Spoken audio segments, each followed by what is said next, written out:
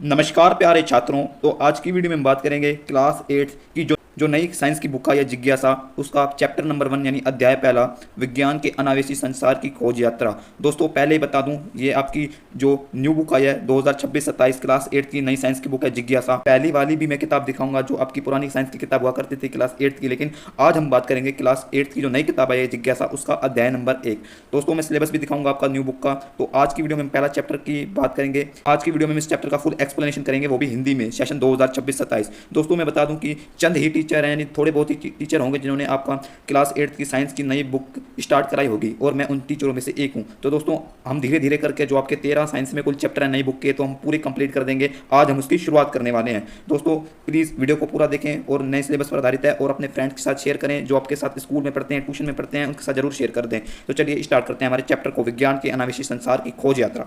प्यारे छात्रों, पहले आपकी विज्ञान की किताब ये हुआ करती थी, लेकिन ये अब एनसीईआरटी ने डिलीट करके नई किताब जिज्ञासा को ऐड किया है 2026 में न्यू अपडेटेड सिलेबस पर। ठीक है, अब हम बात करें इसके सिलेबस की, तो इसमें कुल मिला के 13 चैप्टर हैं। हम 13 के 13 चैप्टर करेंगे। आज हमारा पहला चैप्टर की हम स्टार्टिंग कर रहे हैं, विज्ञान के अनावेशी संसार की खोज यात्रा। तो चलिए इसकी एक्सप्लेनेशन पर चलते हैं। मैं आपको सरल से सरल यानी आसान भाषा में आपको समझाने की कोशिश करूंगा।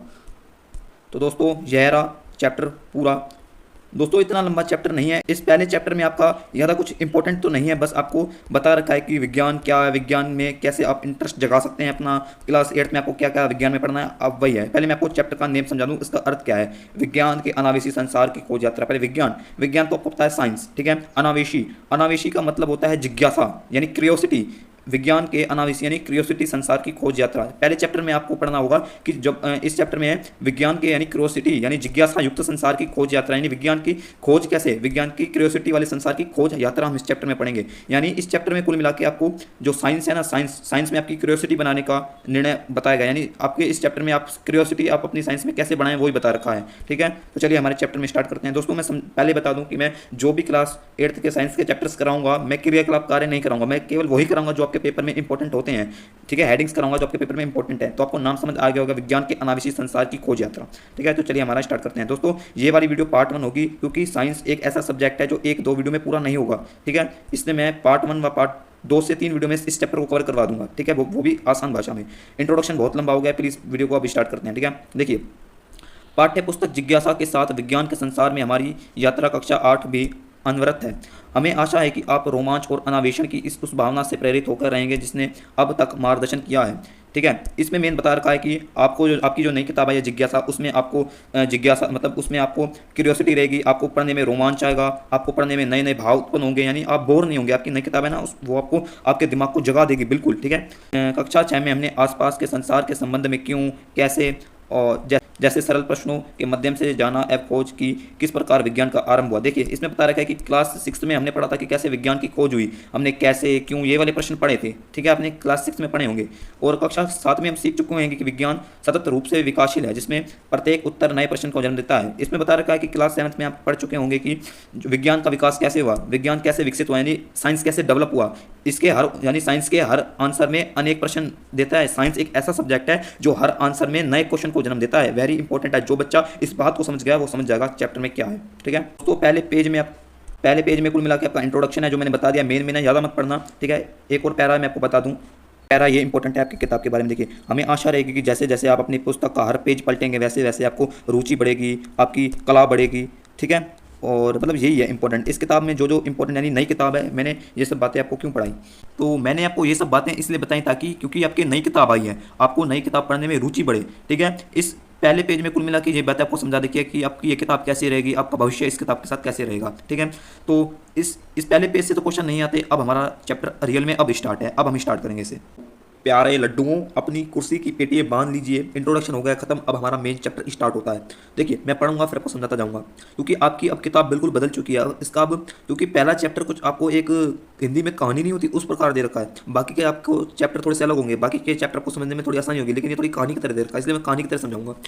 अब हम इस वर्ष की अपनी यात्रा के विभिन्न पड़ावों पर एक दृष्टि डाल लें और देखें कि सदृढ़ आधार पर लंबवित और उच्च विचारों द्वारा प्रेरित हमारी जिज्ञासा हमें कहाँ ले जा सकती है। यानी अब हम नज़र मार देते हैं कि अब हम इस पूरे साल 8वीं क्लास की साइंस में क्या क्या पढ़ेंगे और हमारी ये जिज्ञासा हमें कहाँ तक ले जाएगी, हमारे विचारों को कहाँ तक ले जाएगी। देखिए हमारा रोमांचक खोज अभियान इस वर्ष हमें अदृश्य सूक्ष्म जीवों से लेकर ऐसी ग्रहव्यापी चुनौतियों तक ले जाएगा जिन्हें हम अनदेखा करते हैं। यानी इस पूरे अभियान में, यानी पूरी क्लास 8th में हम सूक्ष्म जीव, अगला चैप्टर सूक्ष्म जीवों पर है। सूक्ष्म जीव ऐसी चीज़ होते हैं जो बिल्कुल नंगी आंखों से तो बिल्कुल देखे नहीं जा सकते। छोटी से बड़े लेकर, यानी ग्रह, बहुत बड़े ग्रह, हम छोटे सूक्ष्म जीवों से लेकर बड़े बड़े ग्रहों के बारे में पढ़ेंगे जिन्हें हम अनदेखा नहीं कर सकते। हम जल की बूंद जितनी छोटी वस्तु की जांच से अपनी खोज आरंभ करेंगे। उम्मीद है समझ आ गया होगा कि हम जल की बूंद जितनी छोटी वस्तु की जांच से अपनी यात्रा आरंभ करेंगे। उन सूक्ष्म जीवों के एक छिपे हुए संसार को उजागर करेंगे जो अदृश्य है परंतु वे हमसे गहन रूप से जुड़े हुए हैं। यानी मनुष्य सूक्ष्म जीवों से जुड़ा हुआ है। इसमें बार बार सूक्ष्म जीव बता रहा है। सूक्ष्म जीव बहुत छोटे चीज़ें होती हैं, यानी एक जीव होते हैं एक प्रकार के। ये सभी जंतुओं में पाए जाते हैं, ठीक है। यानी ये संसार, इसे हम उजागर करेंगे, ठीक है। इसमें से कुछ सूक्ष्म जीव अदृश्य, यानी हम देख ही नहीं सकते, जो भोजन को पचाने में व औषधि निर्माण में सहायक आते हैं। यानी सूक्ष्म जीव मनुष्य के शरीर में भी होते हैं। सूक्ष्म जीव भोजन, हमारे पेट में जो भोजन होता है ना, उसको पचाने में भी सहायता करते हैं। ये औषधि यानी दवा निर्माण में भी सहायता करते हैं सूक्ष्म जीव, ठीक है। उम्मीद है आपको सूक्ष्म जीवों के बारे में थोड़ी बहुत जानकारी प्राप्त हो गई होगी। जबकि कुछ सूक्ष्म जीव हानिकारक भी होते हैं। आपने ऊपर पढ़ा कि कुछ सूक्ष्म जीव अच्छे होते हैं लेकिन कुछ सूक्ष्म जीव हानिकारक होते हैं। अभी आप मोटा मोटा सूक्ष्म जीवों के बारे में पढ़ें कि हानिकारक क्यों है और लाभदायक कैसे हैं, ठीक है। इसके बारे में डिटेल में हम अगले चैप्टर में पढ़ेंगे। ऐसे संक्रमण के कारक भी बनते हैं, यानी कुछ सूक्ष्म जीवों से हमें बीमारी भी हो सकती है, ठीक है। हमारे शरीर को स्वस्थ रहने के लिए क्या आवश्यक है, यानी हमारा शरीर स्वस्थ कैसे रह सकता है और हम इन संक्रमणों से कैसे लड़ते हैं, ठीक है। हम जानेंगे कि पौष्टिक भोजन, व्यायाम, औषधि और टीके हमें स्वस्थ रहने और संक्रमण से लड़ाई में हमारी सहायता करते हैं, परंतु यह तो केवल एक आरंभ है। वर्तमान में विज्ञान हमारे जीवन को उन्नत बनाने में प्रमुख है। आपका जो सूक्ष्म जीवों के बाद अगला चैप्टर है वो आपके मनुष्य के शरीर पर है, जिसमें हम पढ़ेंगे कि पौष्टिक भोजन यानी अच्छी डाइट कैसे लें, व्यायाम कैसे करें, और अच्छी दवाएँ कौन सी है, कौन से टीके होते हैं यानी इंजेक्शन होते हैं जो हमारे शरीर को हेल्थी रखने और संक्रमण यानी बीमारी से बचाने में सहायता करते हैं, ठीक है। उदाहरण के लिए हम अपने जीवन को सरल बनाने हेतु अनेक प्रकार के विद्युत धारा उपयोग करते हैं। फिर आपका अगला चैप्टर की बात कर रहा है, देखिए विद्युत यानी बिजली, ठीक है। उदाहरण के लिए हमारे जीवन को सरल बनाने हेतु अनेक प्रकार से विद्युत धारा का उपयोग करते हैं, ठीक है। हम शीतकाल में स्वयं को गर्म रखने के लिए विद्युत धारा के तापीय प्रभाव पर निर्भर रहते हैं, जबकि विद्युत धारा का चुंबकीय प्रभाव मोटर एवं मशीनों के परिचालन में सहायक होता है। मैं इस पैर को समझा दूँ, देखिए अब जो आपका स्वास्थ्य के बाद यानी आपके मनुष्य शरीर के बाद जो अगला चैप्टर आएगा वो आएगा आपका बिजली यानी विद्युत के ऊपर। इसमें बता रखा है कि बिजली हमारे जीवन में यानी विद्युत हमारे जीवन में बहुत चीज़ों में काम आता है। जैसे सर्दियों में हम अपने आप को गर्म रखने के लिए हीटरों का इस्तेमाल करते हैं, कुछ इस प्रकार से हीटर होते हैं। हम अपने कपड़े को इस्त्री करने के लिए कुछ इस प्रकार के आयरनों का इस्तेमाल करते हैं ताकि हमारे कपड़े बिल्कुल परफेक्ट दिख सकें। और बिजली का इस्तेमाल हम चुंबक वाली मोटरों और मशीनों को भी इस्तेमाल करते हैं। जैसे आप कपड़े धोने की मशीन देखिए वो बिजली से चलती है, आप फ्रिज देखिए वो बिजली से चलता है, तो सभी चीज़ें बिजली से चलती हैं। हम बिजली यानी विद्युत धारा, विद्युत चैप्टर भी पढ़ेंगे, ठीक है। यह परिघटनाएं मौलिक बलों पर निर्भर करती है। अब देखिए कितने चालाक है किताब वाले। अब ये आपका धीरे धीरे आपके सभी चैप्टर के बारे में बता रहा है। अब हमारा ये विद्युत वाला चैप्टर खत्म, अब हम बात करेंगे मोटा पढ़ रहे हैं इनके बारे में। अब हमारा बल वाला चैप्टर, आपका बल वाला चैप्टर आएगा यानी फोर्स। ये सभी इकाइयाँ मौलिक बल पर निर्भर करती हैं। अतः विद्युत के कार्य के निरीक्षण के पश्चात हम उन बलों का अध्ययन करते हैं जो वस्तुओं को तीव्र, धीमा अथवा दिशा को परिवर्तन करने में सहायक है। हमारा अगला चैप्टर है बल, ठीक है। बल में हम पढ़ेंगे कि कैसे हम वस्तुओं को तेज फेंकते हैं, हम कैसे वस्तुएं धीरे हो जाती हैं बल के कारण, और दिशा परिवर्तन करने में सक्षम है, यानी बल से ही वस्तु की दिशा बदल जाती है। देखिए जैसे एक लड़की है, यह गेंद फेंक रही है, ठीक है, गेंद फेंक रही है, ये बल द्वारा, अपने हाथों के बल द्वारा गेंद को फेंक रही है, ठीक है, फोर्स द्वारा, ठीक है।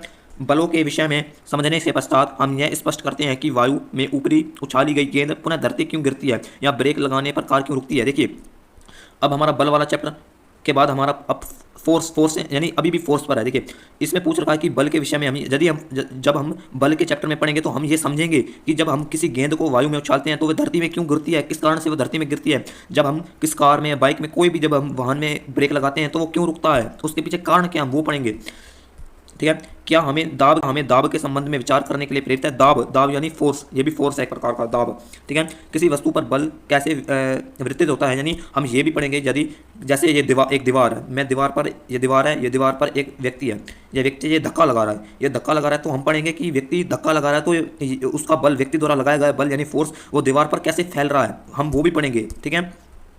बल व दाब की यह अवधारणा वायु की गति को निर्धारित करती है। जैसे जब हम अपनी शक्ति यानी बल और दाब यानी प्रेशर का इस्तेमाल करते हैं तो वायु की गति निर्धारित होती है, ठीक है। जब हम बल व दाब का इस्तेमाल करते हैं यानी बल अपने फोर्स, दाब, इन दोनों का जब इस्तेमाल करते हैं तो वायु की गति परिवर्तित हो जाती है, निर्धारित हो जाती है। दाब में थोड़ा सा अंतर, हल्की वायु, देखिए दाब में थोड़ा सा अंतर हल्की वायु का कारण बन जाता है, जबकि दाब का अधिक अंतर तेज हवाओं को और कभी कभी चक्रवात बनता है। देखिए, जब जब दाब होता है तो हल्की वायु का कारण बन जाता है, ठीक है। जब वायुमंडल में दबाव यानी दाब थोड़ा सा होता है तो हल्की वायु चलती है, जब वायुमंडल में दाब अधिक होता है तो कभी कभी चक्रवात, सुनामी इत्यादि आ जाती है, कुछ इस प्रकार से, ठीक है। अब हमारा है अगली स्लाइड, देखिए।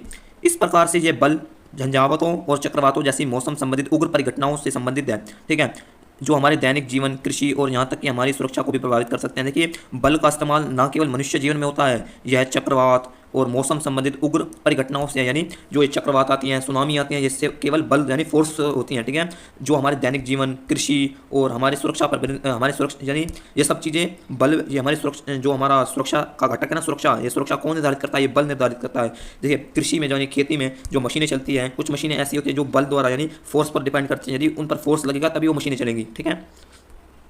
वायु कैसे दबाव डाल सकती है अथवा जल एक निश्चित तापमान पर क्यों उबलता है? हम आगे ये भी पढ़ेंगे कि जल उबलता कैसे है, किस तापमान पर जल पानी उबलने लगता है। इसे हमें भली भांति हेतु हमें इन पदार्थों का आकार वर्धन कर यह देखना होगा कि वह किस प्रकार के कारणों से निर्भर है। साथ ही ये समझना होगा कि वह किस प्रकार गति करते हैं। देखिए, हम कुछ जैसे ठोस, द्रव, गैस, ठीक है, आप आगे पढ़ेंगे ठोस, द्रव, गैस। देखिए, ठोस चीज़ें वैसे जैसे ये पत्थर है, ये ठोस है, ये पानी है, ये तरल है, ठोस तरल गैस, और ये जो बलून है ये है गैस, ठीक है। ये ठोस, जो भी ठोस चीज़ें होती हैं ना, उसके पार्टिकल्स, उसके कण बहुत पास पास होते हैं, कुछ इस प्रकार से, ठीक है। जो भी ठोस चीज़ें होती हैं उसके पार्टिकल्स बहुत पास पास आपस में जुड़े जुड़े होते हैं, और जो भी तरल चीज़ होती है ना, जो जैसे पानी, दूध वगैरह, उसके पार्टिकल्स आपस में थोड़े थोड़े से दूर होते हैं, जी, इस प्रकार से, ठीक है। और जो भी गैस वाली चीज़ होती है उसके पार्टिकल्स आपस में बहुत दूर दूर होते हैं, कुछ इस प्रकार से, देखिए, ठीक है। आप समझ गए होंगे कि जो भी ठोस चीज़ होती है उसके पार्टिकल्स, यानी हर कोई वस्तु जो जैसे कोई ठोस चीज़ है वो कणों से मिलकर बनी होगी। याद रखना, जो भी वस्तु होती है वह कोई ना कोई कण से मिलकर बनी होती है। जैसे ठोस चीज़ यह कणों से मिलकर बनी है, लेकिन इसके पार्टिकल्स बिल्कुल चिपके चिपके हैं, लेकिन तरल पदार्थ इसके थोड़े से दूर हैं, गैस में बिल्कुल, ठीक है, इसलिए इनका भार निर्धारित होता है। सिंपल, हमारे आसपास की प्रत्येक वस्तु छोटे कण से निर्मित है। मैंने अभी बताया कि हर चीज़ कण से निर्मित है। ठोस पदार्थ के कण अधिक गति नहीं कर सकते, जबकि गैस में ये मुक्त रूप से गति करते हैं। मैंने आपको बताया कि ठोस पदार्थ के कण आपस में जुड़े होते हैं, बिल्कुल इनकी हिलने की जगह नहीं होती है, ये गति कहाँ से करेंगे, लेकिन गैस में बहुत जगह होती हैं, गति करते हैं, इसलिए हल्का होते हैं, गैस इसलिए हवा में उड़ती है, ठीक है। ये तो मैंने करवा दिया है। हमारे आसपास की वस्तुओं को वर्गीकृत करना विज्ञान की एक महत्वपूर्ण विशेषता है, यानी जो हमारे आसपास में वातावरण है इसका वर्गीकरण यानी इसका विभाजन करना विज्ञान की एक बहुत बड़ी विशेषता है। हम अपने आसपास के पदार्थ, शुद्ध पदार्थ, यौगिक पदार्थ यानी और मिश्रणों में वर्गीकृत कर सकते हैं। देखिए, हम अपने आसपास जो भी चीज़ें हैं ना उनको कई 3 भागों में विभाजित कर सकते हैं: शुद्ध पदार्थ, यौगिक पदार्थ और मिश्रित पदार्थ। शुद्ध पदार्थ तो आपको पता होगा कि शुद्ध, बिल्कुल शुद्ध चीज़ हो। यौगिक यानी 2 या 2 से अधिक तत्वों से मिलकर, जैसे कोई चीज़ है जो 2 या 2 से अधिक तत्व से मिलकर बनी हुई है ना, उसे यौगिक पदार्थ कहते हैं। और मिश्रण ऐसे संयोजन जिन्हें भौतिक रूप से पृथक किया जा सकता है, ठीक है, इसमें वर्गीकृत कर सकते हैं, यानी इन 3 चीज़ों में। हमारा आगे है, जब हम यह समझ जाते हैं कि कण किस प्रकार संयोजित या मिश्रण होते हैं तो विलय को समझ सकते हैं, ठीक है। चीनी चाय में किस प्रकार घुलती है और उसे मीठा करता है। देखिए, जब हम समझ लेते हैं कि कण किस प्रकार मिश्रित होते हैं, मिश्रित यानी मिश्रित का उदाहरण, तो हम विलय को समझ सकते हैं। विलय जैसे, विलय किसे कहते हैं? विलय जब चीनी चाय में घुल जाती है तो उसे कैसे मीठा बनाती है, ये हम पढ़ेंगे आगे, ठीक है। पहले आप इन चीज़ों को समझो मत, इन प्रश्नों को समझो। प्रश्न समझोगे तो आगे आप चैप्टर को अच्छी तरह से समझ पाओगे कि आगे हम पढ़ेंगे ये मिश्रण पढ़ेंगे, संयोजन पढ़ेंगे, विलय पढ़ेंगे। विलय यानी चीनी में जब चाय में जब चीनी घोलते हैं तो वो मीठी कैसे होती है, तो वो हम आगे पढ़ेंगे, ठीक है। कणों और मिश्रण के संसार के पश्चात अब हम प्रकाश के संसार में प्रवेश करेंगे। अब देखिए, हमारा कण और मिश्रण यानी ये मतलब एक कण वाला चैप्टर खत्म, कण और मिश्रण वाला। अब हम बात करेंगे प्रकाश यानी संसार में प्रकाश, लाइट के बारे में बात करेंगे। प्रकाश की किरणें समतल व गोलीय दर्पण में कैसे परिवर्तित होती हैं, यानी दर्पण 2 प्रकार के हैं, समतल दर्पण व गोलीय दर्पण। यानी लाइट इन समतल दर्पण यानी जो दर्पण, जो शीशे सीधे होते हैं और जो गोल दर्पण होते हैं, इनमें सूरज की लाइट कैसे गुजरती है वो पढ़ेंगे, इनके लेंस से पढ़ेंगे। इसके साथ ही हम अपने आसपास की अनेक वस्तुओं की कार्य प्रणाली को समझेंगे, यानी हमारे आसपास जो से छोटी से छोटी चीज़ें ना, हम उसके बारे में पढ़ेंगे कि हमारे जो वायुमंडल है ना, पूरे वायुमंडल में साइंस है, हम अपने वायुमंडल में छोटी से छोटी चीज़ में साइंस दे सकते हैं, वो पढ़ेंगे। प्रकाश का अपने मार्ग से विचलित होना यह बताता है कि जब किसी चमकदार धातु के चम्मच में कोई छवि दिखती है तो क्या होता है। यहाँ शोधक लेंस हमें स्पष्ट रूप से देखने पर करता है, यानी जब हम किसी प्रकाश यानी सूरज से जब लाइट आती है तब हम उसके बीच कुछ डाल दें तो वो विरोधक यानी कुछ उसके सामने बाधा उत्पन्न करेंगे, हम वो पढ़ेंगे। केवल चमकदार दर्पण ही नहीं अपितु खुरदरी सतह ही प्रकाश को परिवर्तित करती है। एवं चंद्रमा भी सूर्य को प्रकाश के प्रभावित करता है, यानी चंद्रमा यानी चांद भी सूर्य के प्रकाश को प्रभावित कर सकता है। केवल वस्तु ही नहीं सूरज के प्रकाश को आने जाने देती हैं। चंद्रमा यानी चांद भी सूरज के प्रकाश को परिवर्तित करता है। पृथ्वी, चंद्रमा, सूर्य की सापेक्ष स्थितियों के आधार पर प्रत्येक रात्रि को चंद्रमा का कुछ भाग चमकाता दिखाई देता है। देखिए, पृथ्वी, चंद्रमा और सूर्य की स्थितियों के आधार पर प्रत्येक रात्रि को चंद्रमा का कुछ भाग चमकता दिखाई देता है, जिससे चंद्रमा की सुंदर व कला आकाश दिखाई देती है। जैसे आपको पता होगा कि वो अमावस्या की रात, चंद्र पूर्णिमा, ये क्या होता है, पृथ्वी की स्थिति के कारण ना, पृथ्वी व सूर्य की स्थिति के कारण चंद्रमा पर प्रभावित होता है। जैसे पृथ्वी आपको पता है कि अपने अक्ष पर 360 दिन घूमती है, तो यह तो नहीं कि चंद्रमा पूरे साल हमें पूरा उसकी लाइट दिखेगी, नहीं। चंद्रमा व सूर्य की लाइट है ना, वो हमारे पृथ्वी पर निर्भर करता है, क्योंकि पृथ्वी घूमती है। जब आगे पढ़ोगे ना तब आपको समझाएगा। हम आगे अपना जो चंद्रमा संबंधित है वो हम अगले पार्ट 2 में करेंगे, क्योंकि ये वीडियो बहुत लंबी हो गई है। प्लीज़ इसे रिवाइज कर देना, ठीक है। तो मिलते हैं पार्ट 2 में, क्लास 8 का पहला चैप्टर साइंस का, विज्ञान के अनावश्यक संसार की खोज। उम्मीद है आपको समझ आ रहा होगा, ठीक है। अब हम पार्ट 2 में ये वाले पूरी खत्म कर देंगे। 3 पेज हैं, इन्हें हम पार्ट 2 में खत्म कर देंगे। इसके क्वेश्चन आंसर नहीं है, ठीक है। तो मिलते हैं पार्ट 2 में।